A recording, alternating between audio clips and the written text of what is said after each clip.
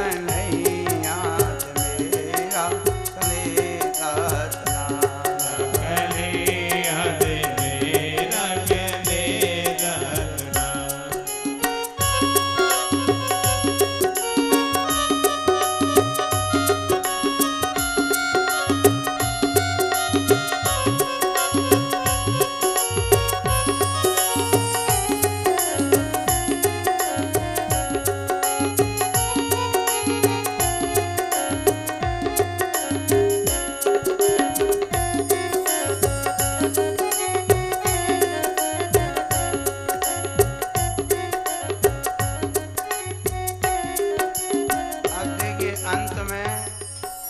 राधा रानी भी जो भगवान ने पत्र में लिखा था ना आखिरी लाइन में कि अपनो ही जान कृपा के निधान वही सो वही अब फिर समारोह, तो राधा भी अंत में श्याम सुंदर से कह रही है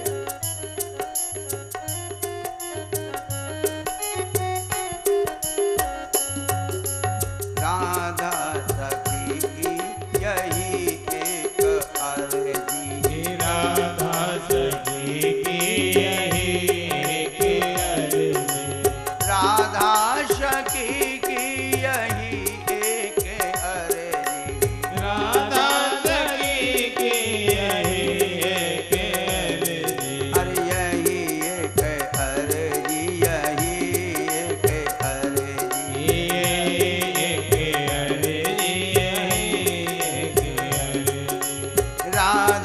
सखी की यही एक अर्जी, राधा सखी की यही एक अर्जी।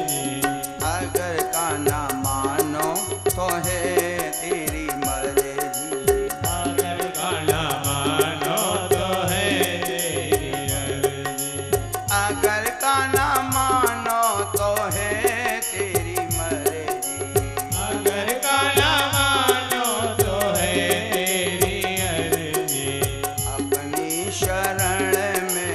हमको बुलाना, अपनी शरण में हमको बुलाना। अरे अपनी शरण में हमको बुलाना, अपनी शरण में हमको बुलाना। कन्हैया ते मेरा कंदेता सोनाना, कन्हैया ते मेरा कंदेता प्यारे हो दो मथुरा को जाना, सुनो प्यारे हो दो मथुरा को जाना। कन्हैया से मेरा संदेता सोनाना, कन्हैया से मेरा संदेता सुनाना। इस प्रकार राधा ने रो रो के कही है। उद्धव जी राधा के चरणों में प्रणाम करके चले हैं, तो रास्ते में उद्धव जी भगवान से प्रार्थना कर रहे हैं। रास्ते में उद्धव जी भगवान से प्रार्थना कर रहे हैं। क्या प्रार्थना कर रहे हैं? ध्यान से सुनना। उद्धव जी ने कितनी बड़ी प्रार्थना की है भगवान से कि आशा महो चरण रेण जुसा महंश्याम वृंदावने किमप गोलमिलतोषधीनाम्, आशा महो चरण रेण जुसा महंश्याम वृंदावने किमप गोलमिलतोषधीनाम्, यादो तया तुजन मरे पदम चहेत्वा और भेजो मुकंद पदवे सुदवे ब्रह्मज्ञान। आशा महो चरण रेण जैसा महंश्याम। प्रभु अगर मरने के बाद, मेरी मृत्यु के बाद अगर मेरा पुनः जन्म हो तो मुझे वृंदावन में तुम मिट्टी रज बना देना। कह रहे प्रभु मरने के बाद अगर मेरा पुनः जन्म हो तो वृंदावन में मुझे रज मिट्टी बना देना, क्योंकि आपके भक्त जब आपके दर्शन करने वृंदावन आएंगे तो उनके चरण मेरे ऊपर पड़ेंगे तो मेरा भी उद्धार हो जाएगा। आशा महो चरण रेण जो सा महंश्याम वृंदावने किमप गुल्म लतोषधि नाम।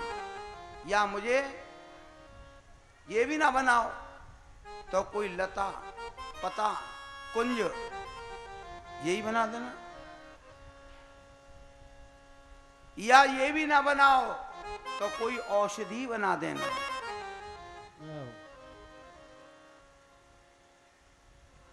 धन्य है उद्धव की भावना को,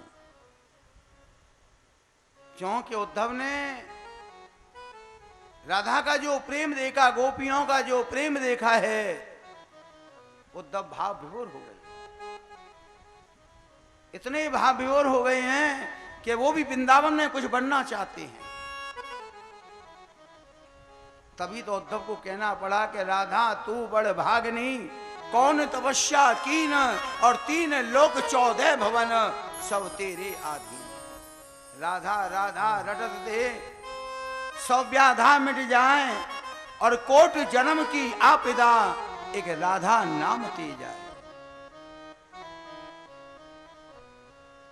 राधे तेरे चरणों की घर धूल जो मिल जाए, राधे तेरे चरणों की घर धूल जो मिल जाए, सच कहता हूँ मेरी, सच कहता हूँ मेरी, तकदीर बदल जाए, सच कहता हूँ मेरी, तकदीर बदल जाए, राधे तेरे चरणों की।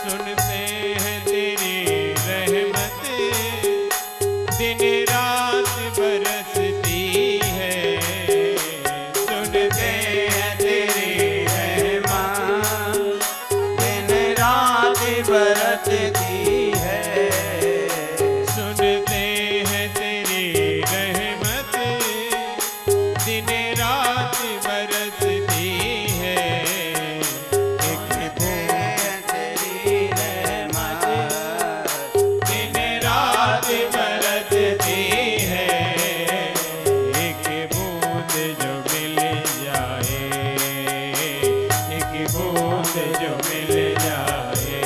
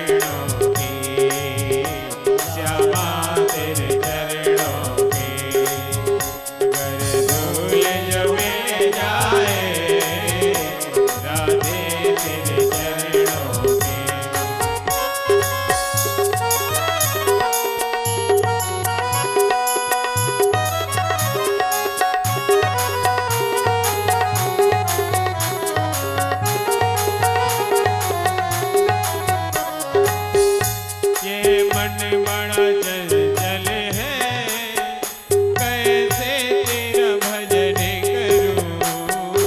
ये मन बड़ा चंचल है, कैसे तेरा भजन करूं।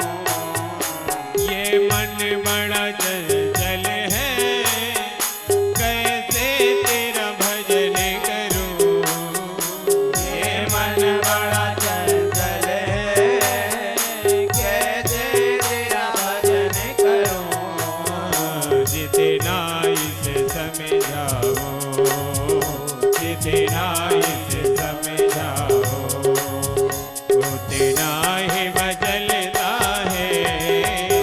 जितना इसे समझाओ, उतना ही बदलता है।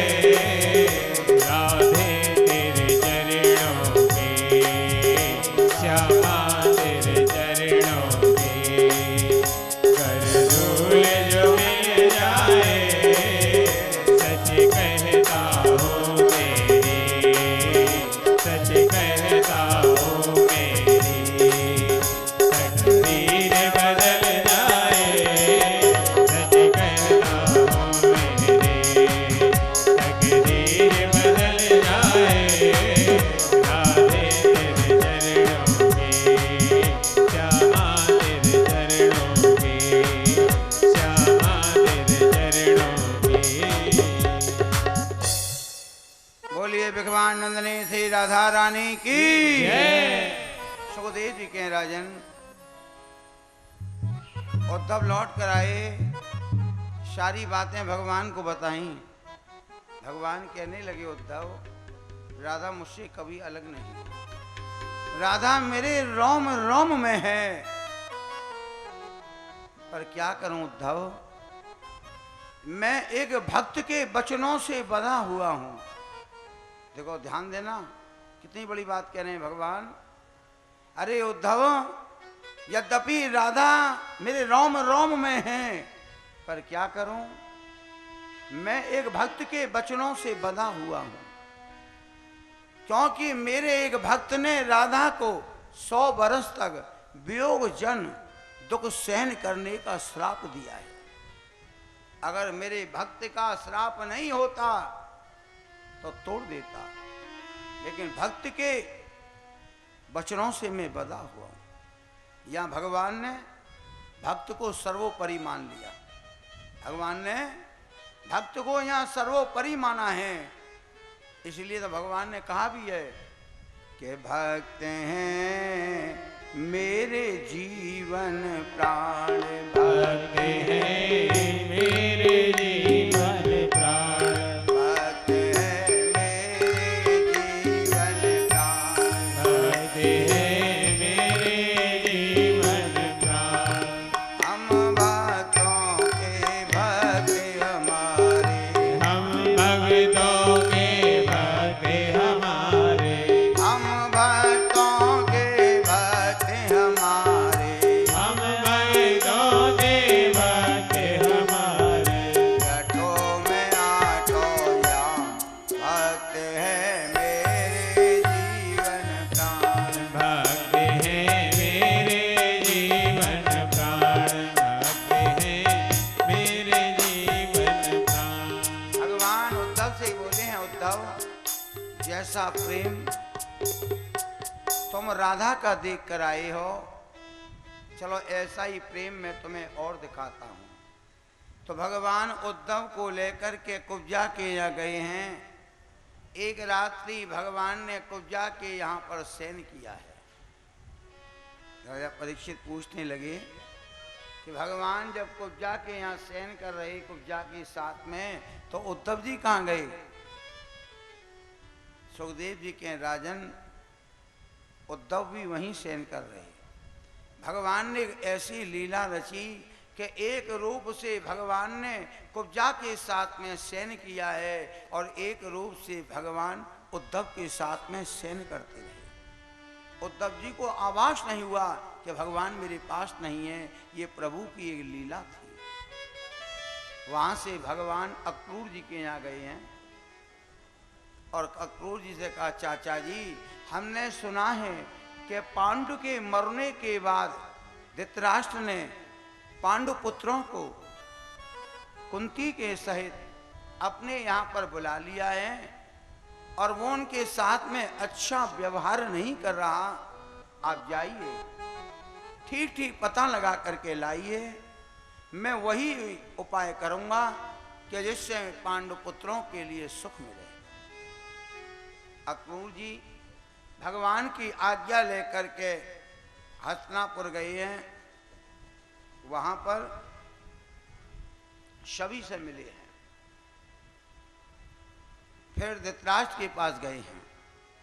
उन्होंने देखा कि राजा धृतराष्ट्र अपने राज्य के संपूर्ण कार्य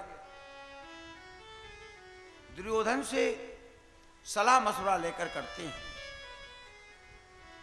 तब अक्रूर जी ने धृतराष्ट्र को समझाया, कही राजन, पांडु के मरने के बाद तुम्हें राज्य मिला है, इसलिए तुम्हें अपने पुत्रों और पांडु पुत्रों में समदृष्टि रख करके राज्य का पालन करना चाहिए।